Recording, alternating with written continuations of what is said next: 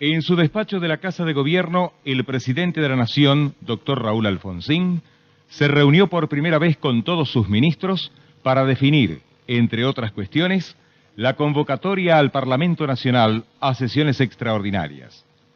Participan de esta reunión los ministros del Interior, doctor Antonio Trócoli, de Defensa, señor Raúl Borrás, de Educación y Justicia, doctor Carlos Alconada Aramburú, de Relaciones Exteriores y Culto, doctor Dante Caputo, de Economía, doctor Bernardo Grispun, de Obras y Servicios Públicos, ingeniero Roque Carranza, de Salud y Acción Social, doctor Aldo Neri, y de Trabajo y Seguridad Social, señor Antonio Mucci, y el secretario general de la Presidencia, doctor Germán López.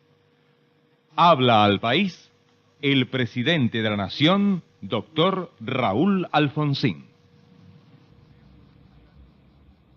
El gobierno democrático ha anunciado su más firme decisión de restablecer el Estado de Derecho en la Argentina. Ello requiere disponer una serie de medidas que son necesarias para asegurar el más amplio respeto tanto a los derechos individuales básicos como a los procedimientos de decisión de los poderes constitucionales. Las medidas en cuestión tienden a resolver situaciones pasadas y también a prevenir hechos futuros. El pasado gravita sombríamente sobre nuestro porvenir. Las violaciones extremadamente aberrantes de los derechos que hacen a la esencia de la dignidad humana, en que incurrieron el terrorismo y la represión de ese terrorismo, no pueden quedar impunes. Esa impunidad significaría claudicar frente a principios éticos fundamentales, poniendo en peligro la prevención de futuras violaciones. La convicción de que es necesario hacer justicia con quienes desde uno y otro lado han tomado a los hombres como meros objetos manipulables para obtener ciertos fines, implica que debe derogarse y declararse insanablemente nula la ley de facto llamada de pacificación o de amnistía. Esta ley, además de ser moralmente inaceptable, resulta políticamente irresponsable al extender sobre toda la institución militar la culpa que solo debería recaer sobre algunos de sus miembros. La ley de pacificación es, por otra parte, jurídicamente viciosa, porque importa la consagración de una desigualdad arbitraria y asimismo el perfeccionamiento de la asunción de la suma del poder público. Por último, dado que las normas de facto no gozan de la presunción de la legitimidad que beneficia a las de origen democrático, su validez precaria queda cancelada cuando, como en este caso, su contenido es claramente inicuo. Por lo expuesto, el Poder Ejecutivo Nacional envía al Congreso de la Nación un proyecto de ley para privar de todo efecto jurídico, incluso el que pudiera derivar de la ultraactividad de la ley penal más benigna y el de la cosa juzgada, a esta ley de amnistía que será declarada inconstitucional e insanablemente nula. Se prevén normas especiales respecto de la excarcelación y de la libertad vigilada de quienes pudieran haberse beneficiado por la aplicación de la ley de amnistía que se propone anular. La aprobación de ese proyecto por el Congreso de la Nación implicará que queda abierta la vía de la justicia para investigar y eventualmente castigar los hechos cometidos por el terrorismo y los que ejecutaron los miembros de las Fuerzas Armadas y de Seguridad con el motivo alegado de reprimir a ese terrorismo.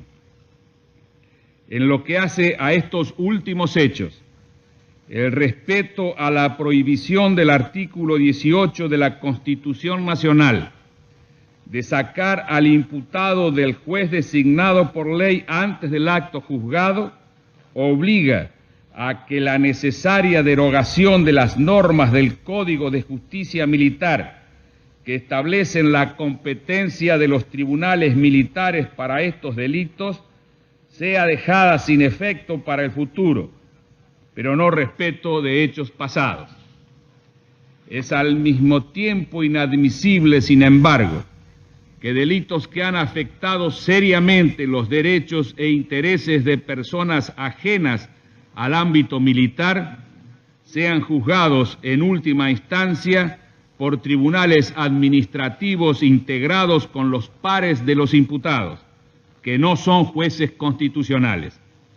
Ello constituye tanto un privilegio arbitrario como una privación de la garantía del debido proceso penal.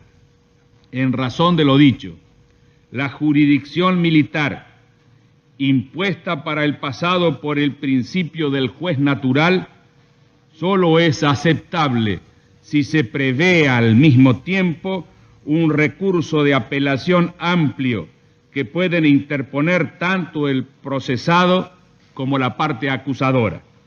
En este recurso entenderán los tribunales civiles comunes a todos los argentinos. En esa segunda instancia deberá darse intervención al particular damnificado, sin perjuicio de su derecho irrestricto a denunciar y a aportar elementos probatorios en la etapa procesal anterior. Hemos dicho reiteradamente que es necesario distinguir entre tres situaciones que se dieron en el contexto de la metodología empleada para reprimir el terrorismo. 1. La situación de quienes planearon y supervisaron esa metodología, dando las órdenes necesarias para ponerla en práctica y omitiendo prevenir sus consecuencias. 2.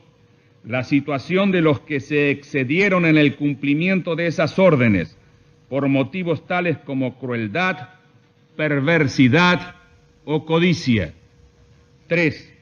La situación de quienes se limitaron a cumplir las órdenes recibidas en un contexto que no estuvo en general exento de presiones y en el que se ejerció una intensa y permanente propaganda inspirada en la doctrina totalitaria de la seguridad nacional. Esta última hizo creer a los actuantes en muchos casos que las órdenes recibidas eran legítimas. Debe caer el peso ejemplificador de la ley sobre quienes están incluidos en las dos primeras categorías, es decir, quienes pusieron en marcha esta maquinaria de muerte y quienes se aprovecharon de ella para torturar o para satisfacer fines personales. En cambio, es necesario contemplar con otro criterio a quienes, habiendo cumplido órdenes recibidas en un clima de error y de coerción, debe ofrecérsele la oportunidad de servir en el futuro a la democracia constitucional. Las normas jurídicas en vigencia sobre la obediencia debida son en general suficientes para instrumentar esta necesaria distinción, con solo algunas modificaciones en materia probatoria que contemple una situación extremadamente anómala como el contexto en que estas órdenes fueron dadas y recibidas. Todo esto requiere modificaciones al Código de Justicia Militar a través de un proyecto que se envía al Congreso, de modo de derogar la competencia de los tribunales militares para delitos comunes cometidos en el futuro por personal de las Fuerzas Armadas y de Seguridad, establecer un recurso de apelación amplio ante los tribunales civiles de las sentencias recaídas en los procesos militares e incluir normas interpretativas y probatorias de la obediencia debida. El recurso de apelación amplio recién mencionado también permitirá la revisión, previniéndose para ello plazos adecuados de las condenas de civiles por tribunales militares. Pero además de este recurso, se prevé también, mediante un proyecto separado, la extensión para tales casos del recurso de habeas corpus, lo que hará posible materializar la posición de la Corte Suprema sobre la insubsistencia de tales condenas una vez pasada la situación de excepción. Los atropellos contra la dignidad humana que se cometieron para combatir el terrorismo como respuesta a iguales atropellos de este, se llevaron a cabo al margen de las leyes de facto dictadas por el propio régimen militar para prevenir esos hechos. Sin embargo, esas leyes de facto eran de por sí instrumentos represivos que no reconocían límites impuestos por elementales principios del derecho penal liberal. Sus penas, sobre todo la de muerte, eran draconianas, sus tipos penales imprecisos y abiertos, sus procedimientos violatorios de elementales garantías. En consecuencia, el Poder Ejecutivo envía al Honorable Congreso un proyecto de ley por el cual se derogan tales normas de facto, como así también una reciente ley que procuró regular el procedimiento para juzgar delitos terroristas con graves violaciones de garantías constitucionales. El proyecto de derogación de esas leyes de facto dispone al mismo tiempo que recuperen su vigencia las leyes constitucionales canceladas por aquellas, con lo que se superan posibles lagunas que esa derogación podría generar. El mismo proyecto relativo al Código Penal de fondo se combina con otro proyecto de reformas al Código de Procedimientos en materia penal, con vigencia nacional, con el objeto de encarar un inmediato alivio de una de las peores rémoras que sufre el Estado de Derecho en la Argentina, la situación carcelaria. Esta situación, cuyos síntomas explosivos se han puesto de manifiesto recientemente, con consecuencias lamentables, se ve agravada por la vergonzosa desnaturalización de la prisión preventiva, que se ha convertido en una verdadera pena sin declaración de culpabilidad. La mayoría de los internados en nuestras cárceles son procesados no condenados. Con ese fin, los proyectos aludidos proponen modificar las normas relativas a la condenación condicional, al régimen de reincidencia y al de excarcelación. También se procura hacer efectivo el límite de duración de los procesos y se suprime una norma introducida por el régimen militar que creaba una repugnante dilación en el cumplimiento de decisiones judiciales, haciendo lugar a recursos de habeas corpus. Todas estas reformas tienen carácter de extremada urgencia y no excluyen, sino que al contrario presuponen una revisión de carácter más profundo de nuestras insatisfactorias normas penales y sobre todo las de índole procesal penal. Sin embargo, el Poder Ejecutivo Nacional pretende ya en estos primeros momentos de su gestión anticipar su concepción del orden jurídico democrático. Esta concepción hace compatibles el más pleno respeto de los derechos y garantías fundamentales de la persona humana con la firmeza, el celo y la eficacia en la prevención de actos violatorios de esos derechos y atentatorios contra el orden constitucional que los ampara. Tal concepción se pone de manifiesto en un proyecto de ley que también se enviará de inmediato al Honorable Congreso de protección del orden constitucional y de la vida democrática.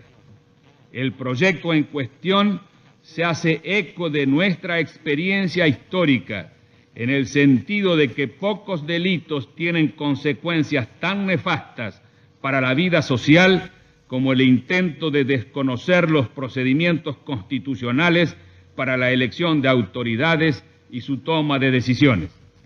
El antiguo delito de rebelión ha sido convertido en atentado al orden constitucional y sus penas han sido considerablemente aumentadas. Más aún, se prevé una agravante para cuando el hecho está destinado a alterar de modo permanente el sistema de derechos y garantías constitucionales de división de poderes y de organización federal. La amenaza pública y seria de cometer estos hechos estará también penada. Se establece que si se interrumpe el orden constitucional, se suspenderá la prescripción de la acción penal mientras dure esa interrupción. Se prevé una nueva causal de impunidad relativa a cuando se causa un mal como un medio razonable, necesario e idóneo para resistir el establecimiento de un gobierno de facto o alguna de sus medidas. El mismo proyecto de ley contempla también la necesidad de no dejar desamparada a la sociedad frente al flagelo del terrorismo, que tiene las mismas consecuencias que los intentos de golpes de Estado y muchas veces los provoca y les da pretexto. Dada la proyectada derogación de las inaceptables normas de facto vigentes hasta el momento para combatir el terrorismo, se las reemplaza por un conjunto de normas de fondo y de procedimiento que pretenden conciliar la eficacia de la prevención con los derechos básicos y las garantías del debido proceso. Se crea un agravante de cualquier delito cuando éste contribuye a poner en peligro la vigencia del orden constitucional y una agravante de la asociación ilícita cuando ella reúne propiedades que la hacen peligrosa para ese orden. Se regula un procedimiento oral ante la Cámara Federal para juzgar en forma pública, rápida, eficiente y con resguardo de las garantías procesales a todos los delitos que esta ley prevé. También con la mirada puesta en el futuro, se complementa este proyecto de ley con otro que procura combatir uno de los atentados más deleznables a la dignidad humana, la tortura. Este delito será castigado con la misma pena que el homicidio y se reprimirá con prisión perpetua la tortura que produzca la muerte o lesiones gravísimas de la víctima. También se proyecta incriminar la omisión de funcionarios de evitar o denunciar el hecho o de tomar los recaudos para que no ocurran torturas en las reparticiones a su cargo. Por otra parte, para asegurar la protección integral de los derechos humanos, el Poder Ejecutivo Nacional envía al Congreso proyectos de aprobación del Pacto de Derechos Civiles y Políticos, del Pacto de Derechos Económicos y Sociales, del Protocolo Facultativo, todos de las Naciones Unidas, así como del Pacto de San José de Costa Rica, que establece la jurisdicción obligatoria de la Corte Interamericana de Derechos Humanos. De este modo, la comunidad internacional, en una acción mancomunada en que la Argentina democrática debe participar solidariamente, se hace también garante del resguardo de los derechos humanos en nuestro suelo. Por último, la inconmovible voluntad del gobierno democrático de restablecer el Estado de Derecho en la Argentina debe expresarse no solo a través de la promoción de normas generales que constituyen ese Estado de Derecho, sino también por medio de acciones específicas que le den efectiva vigencia.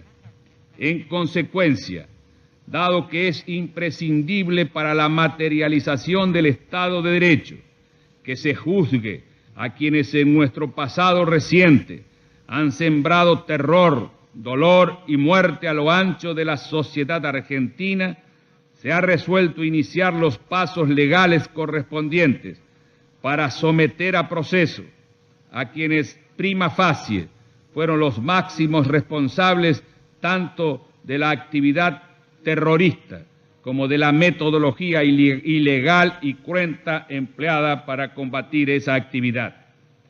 En tal sentido, el Poder Ejecutivo promoverá de inmediato las denuncias penales contra quienes, por el poder político que detentaron ilegítimamente o por desconocer ostensiblemente la ley y la Constitución, generaron un estado de cosas que en su momento conmovió a la opinión pública nacional e internacional. Se solicitará a los organismos oficiales y se invitará a los gobernadores de provincias a presentar pruebas contra los sindicados en las respectivas denuncias. Sin perjuicio de ello, la población en general y en especial los damnificados podrán presentar pruebas contra los responsables por los hechos aludidos. Entendemos con profunda convicción que la democracia debe ser defendida. Nuestro gobierno no será neutral ante los enemigos de esa democracia, ni inerte ni impotente para combatirlos.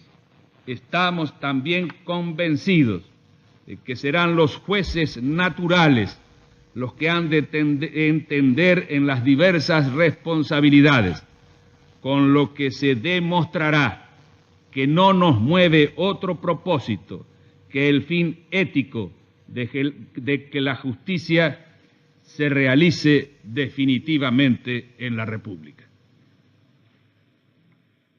Al término de la primera reunión con sus ministros, habló al país el presidente de la Nación, doctor Raúl Alfonsín. Hasta aquí transmitió LRA1, Radio Nacional Buenos Aires, República Argentina, y LS82 TV Canal 7, junto a emisoras que integran la cadena nacional de radio y televisión, las cuales, a partir de este momento, continúan con la difusión de sus programas respectivos.